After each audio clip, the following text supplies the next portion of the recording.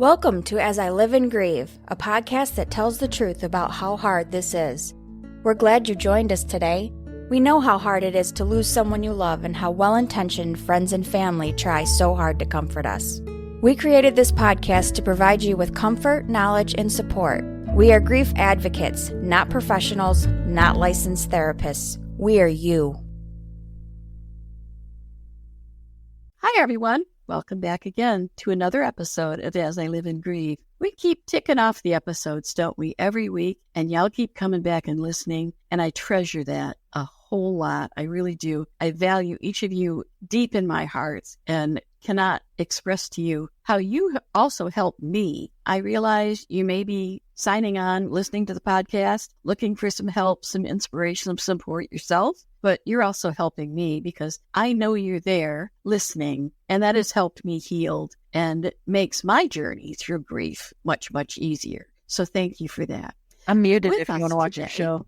Along with Kelly. Hi, Kelly. Hello, everyone. We have Emily Thiroux Threatt. Hi, Emily. Thanks for joining us. Aloha. Thank you so much for the invitation. No, absolutely. And I love the sound of aloha. Emily does live in Hawaii, and now I have this picture in my mind of the beaches and the balmy breezes and the palm trees. And, well, okay, we've got a podcast too. So before we get started and dig into questions, Emily, would you please kind of let our listeners know, who is Emily? Well, Emily is a person who has an incredibly varied life leading me up to this point.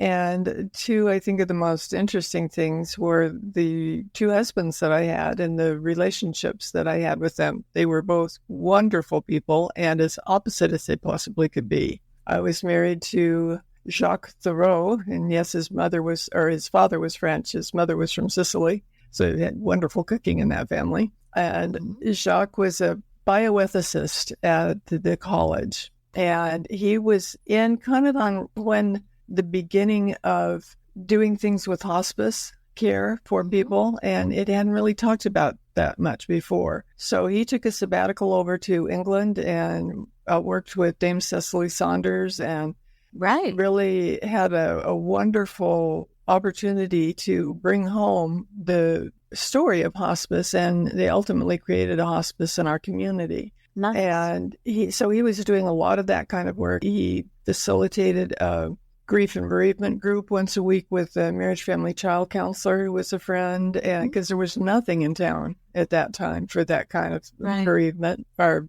for bereavement at all. So that was all before I met him. He was a lot older than I am. So we got together and we fell in love right away. It was just marvelous. And we had a great relationship. And I found out that he'd done a lot of theater while he was in college. He graduated from college the month before I was born. So I didn't get to participate with him in the theater that he did in college. Right. I was a theater major at that time in college, and I needed help. And he stepped in and got full into theater again and was so thrilled after all those years he hadn't done any. So we did lots of theater together, had lots of happiness with that.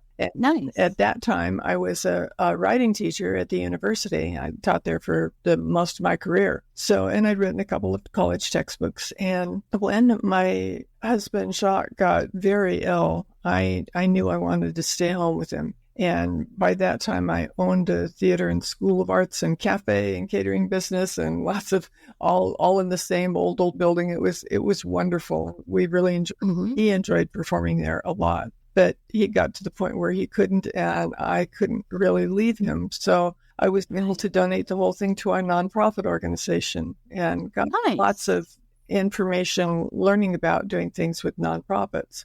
So we stayed home together for 2 years before he transitioned. And then I was kind of stuck. I'd left the theater, I'd left my writing job, and it was like, okay, now what do I do? And the university came to me and said, we want you back. So they said, phew, okay. And I went back. And I loved that. And one of the teachers there kept encouraging me to date. And I didn't want to. And she said, oh, you just got to do it. And she'd bug me and bug me and bug me about it. And finally, she told me to go on Match.com. So I thought I would do that. And I went on Match.com. But before I did it, I wrote a list of everything the person had to be for me to even consider a date with them. Oh. Well, probably the first 30 people, I just checked them off as I went by. Not interested at all. And then was the person who had every single thing that was on my list and more. That's unusual. It's very unusual. And he turned out to be my next husband. Nice. So, and it was really great. And what was really interesting about it was my friend had no idea that she would know who it was, no idea that that person would be in town, but they went to college together at UCLA years before. And she just, when he wanted to say thank you to her after we got together. So we went to see her and they kept looking at each other. And I thought, oh, shoot, did they date before? What's going on here? Right. They realized that they had been working in the same organization at UCLA when they were students there. Goodness. That's interesting. Yeah, small world. Yeah. So we went on to be able to be together for 10 years. And long before I knew him, he worked for the World Health Organization, setting up the medical system on Micronesia. And so he went down there, and on his way back, after his contract was over, he stopped in Maui and said, I don't really want to go back to the mainland yet. So he stayed here for a while. That was long before I knew him, but he really fell in love with Maui. So we got together, we came here and ended up meeting people just walking down the street that he knew from like 30. Wow. And they all welcomed him with open arms and had us over to eat and had us over to visit. And it was amazing. And we both were so comfortable with it that when he got to the point where he knew that he was getting close to not a lot more years, he decided, said he really wanted to move to Maui. So that's why we ended up in Maui. And we were here for 2 years before he transitioned. Yeah. And all that I learned and all of that and a very special experience I had after he died led me to the work I'm doing today. Which is? Okay. There's lots of it. That's okay. What happened? A special experience was one of his good friends. We lived in Ventura, California, right? A mile from the beach. Our house was a mile from the beach. And we had a couple of good friends that were like family friends. We have game nights and have dinner together and that sort of thing and hung out. And they lived a couple blocks away and they were a lot younger than we were. And one night after we had moved to Maui, the husband just dropped dead. No warning, wasn't sick, anything. Wow. And I was so worried about his wife because she was so much younger, and having been through it twice already, I knew how strong and big it was to go through this, and I wasn't with her. So I thought, what could I do? And I decided I would write her a note every week for a year. It's a wonderful gift. Oh, she loved it. And once I decided to do that, I thought I'd better make sure I've got 52 things I could write about. So I made a list, and it was longer than 52. And so it turned into 2 books. And then the last publisher I had said, you've got to publish these cards. And I said, I'd love to, but I haven't been able to find anybody who could do it the way I wanted. And she said, I'll do it. So now the cards are published too. Nice. And in the meantime, I discovered that I didn't want to just work in grief because I wanted people to know that they could be happy even though somebody died. And I found Marcy Shimoff's Happy for No Reason Certified Trainer program and took that. I had read her book after Jacques died, and so it seemed natural for me to take this program. Fell in love with Marcy and her work. And her work is so wonderful because you can use anything that you learn in there about teaching happiness to people and bringing happiness to the world. You can use it however you want to. So I created Grief and Happiness Podcast. And so very nice. That's my podcast. And my second book is the Grief and Happiness Handbook and the Grief and Happiness Cards. And then we have every Saturday, we have a group meeting called Grief and Happiness Alliance Gathering, where we get together and we write. And we talk about what we wrote to each other, and then we learn a happiness practice. And it's free to come because our nonprofit organization pays for it. Mm-hmm. Wow, you have your fingers in lots of different things then, don't you? Phew. Great job. Great job letting everybody know who is Emily. One of the things I love about your story is the signs that just plopped in front of you and you were able to recognize them. I mean, you made it sound seamless, but there are many of us that kind of close our minds off and aren't ready for those signs when they happen.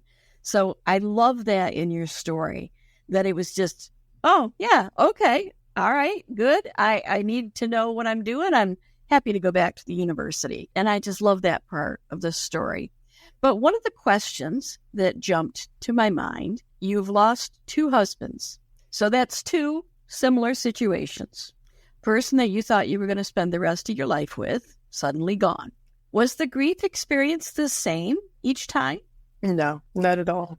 How was it different then? Well, the first time I was pretty much alone, but I had one person supporting me, which was absolutely amazing. Right after 8th grade, I met my friend Yvonne, and she lived in the same little town that we lived in, but she went to a boarding school and was only home on weekends and vacations and that sort of thing. But we got to spend a lot of time together that summer, and we just knew that we were best friends for life and stayed that way. And she ended up, that was during the Vietnam War, and right when she graduated from high school, her boyfriend, who was the first guy I ever dated, he got drafted. Wait, her boyfriend was the first guy you ever dated? Okay, all right. That was at the same time. It was a long time before. No, that's okay.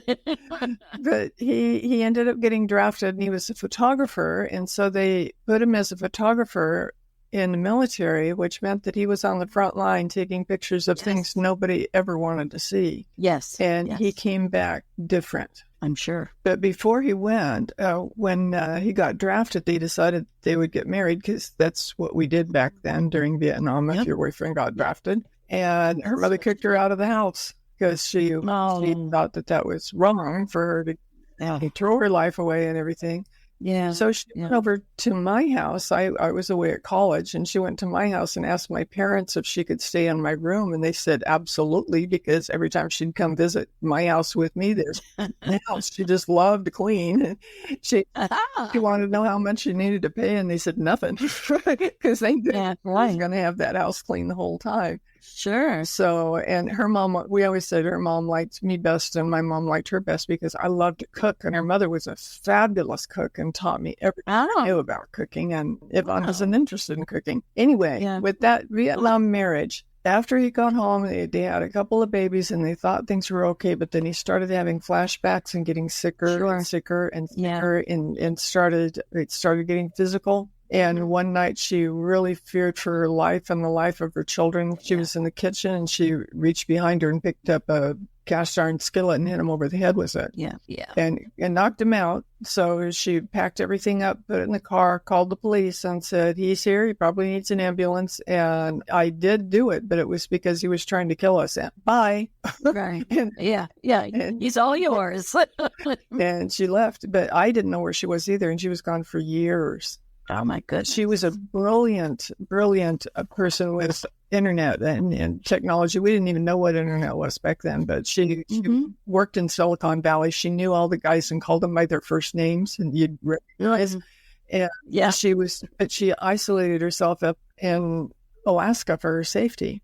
Oh, wow. And fast forward to when Jacques got really sick and I stopped working at the theater. I donated it all to the nonprofit and I was able to be home with him or at the hospital. And I was at the hospital a lot with him because of all I didn't have. And he had this one time where he suffered a nasty fall. And when he fell, it was this hot days like you're experiencing now. Only in Bakersfield, that would get even hotter than that. It was maybe 110 that day. And we were getting a new car because he wouldn't stop driving. And he would say he wouldn't drive, and then he'd forget and get in the car, and he had an accident. And I said, no more. I said, wouldn't you like to have a new car? And he always liked to have a new car. So we went to trade in both of our cars so that we could get a new car, and I was always going to have to drive it. And so it took him a while to figure out what we'd done. But but he allowed it. And we went to the dealership to pick him up, and he fell in the parking lot, landed on his back, and burned second-degree burns all down his back from the asphalt. No. Oh. And I screamed, and nobody came because everybody was inside with the air conditioning and not listening. Sure. It took quite a while to get him help and then get him to the ambulance. So he was in the hospital a long time that time. It also affected his heart when all that happened. Sure. He was sent. We weren't sure he was going to come home. Oh. So during this time, I got an email from Yvonne, of all things. I said, how in the world did you find me? It's okay. Don't think I'm not wanting you to, but how did you get me? And she was, as I told you, a whiz with all the technology stuff. And because I'd written a couple of textbooks, she was able to trace what university I went to and started asking. Nice. And found out where I was. And found out that my husband, because I had told her to come to my house when we first were in contact, but we hadn't. Right. So she went to the hospital where somebody told him that he was, but we had just left the hospital because he'd finally been discharged. But on the way home, I had to get dressings for all the dressings that I had to keep burns. And I said, please stay in the car. And he was perfectly lucid. There was nothing wrong with his head. Right. He'd been in the hospital so long, he wanted to be out so bad that by the time I got to the back of the car, he had opened the car door, tripped on the curb, and broke his hip. Oh, no. So the ambulance, there was a different hospital across the street, and the ambulance came and drove him across the street. And not long after that, Yvonne walks in. I said, how in the world did you get here?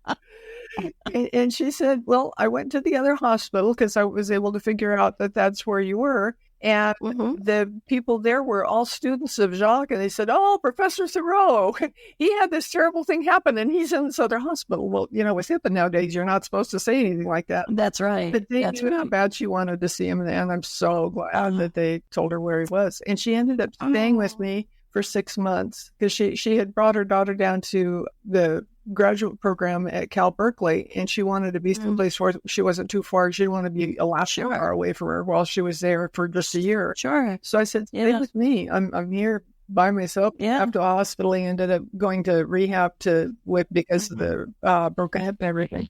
It was marvelous. So I did have one person to help me, but she worked a lot. Nice. She wasn't always home. And I read a lot, and I read a book called, saw a movie called The Secret that somebody said I just had to see. Yeah. And it talked about gratitude in there. And I had such a chip on my shoulder. I said, I don't have anything to be grateful for with all that's been happening to me.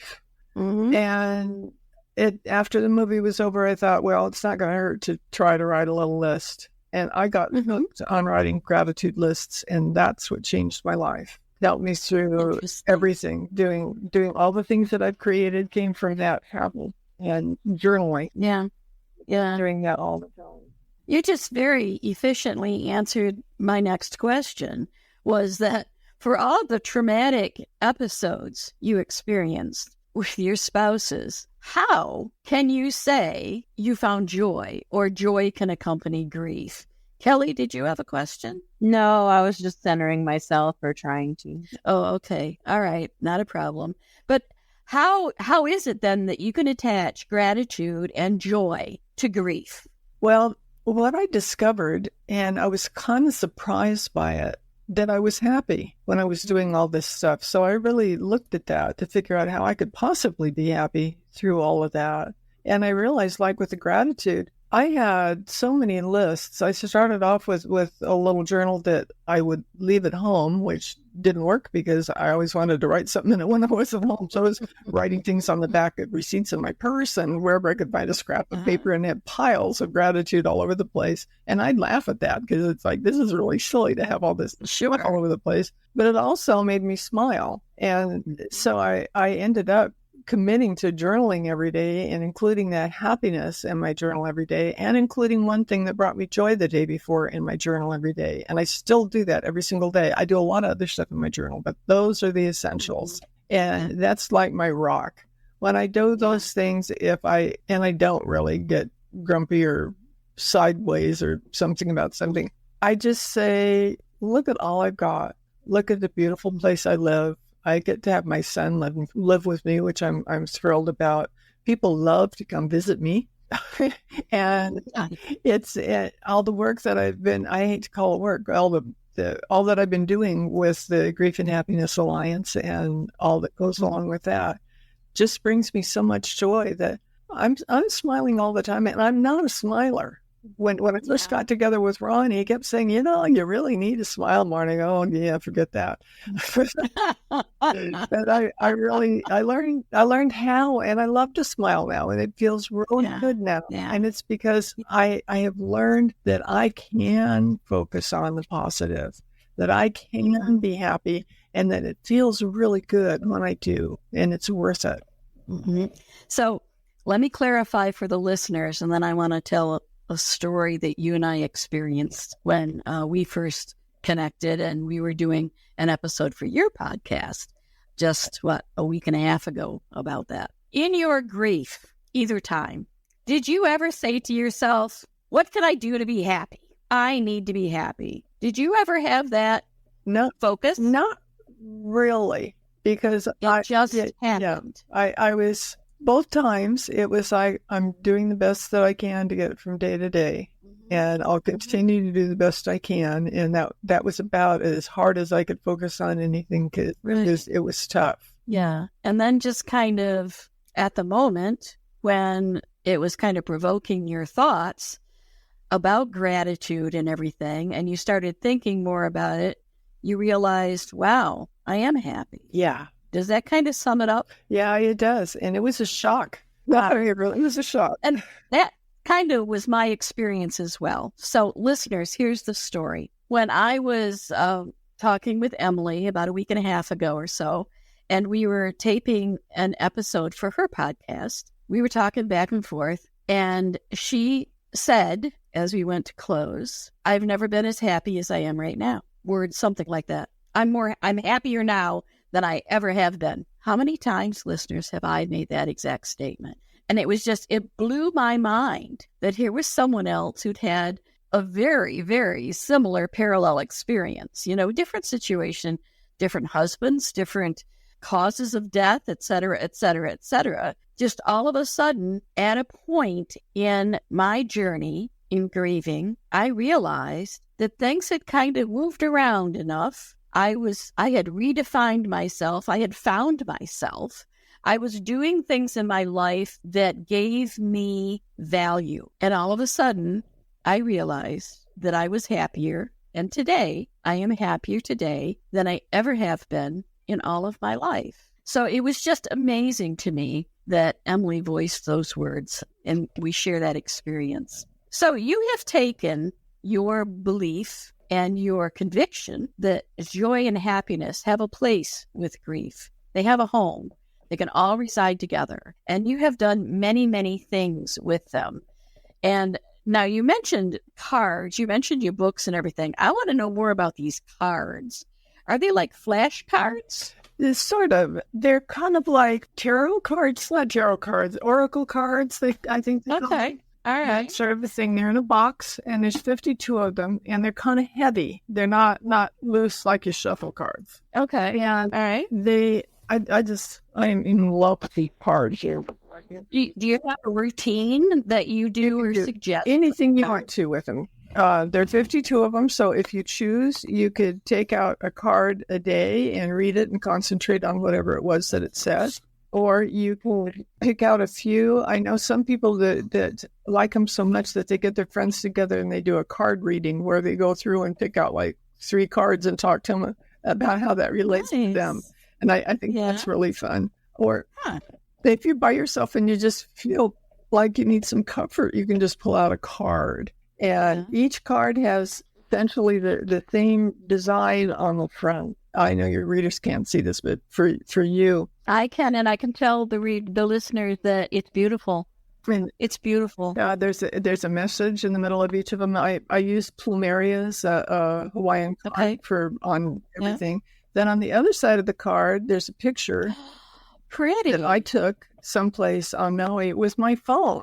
And they turn out to be beautiful. Phone pictures anymore are just amazing. But each one of them is different. And it really gives you a feeling of the peace and beauty of nature that I encourage people to enjoy.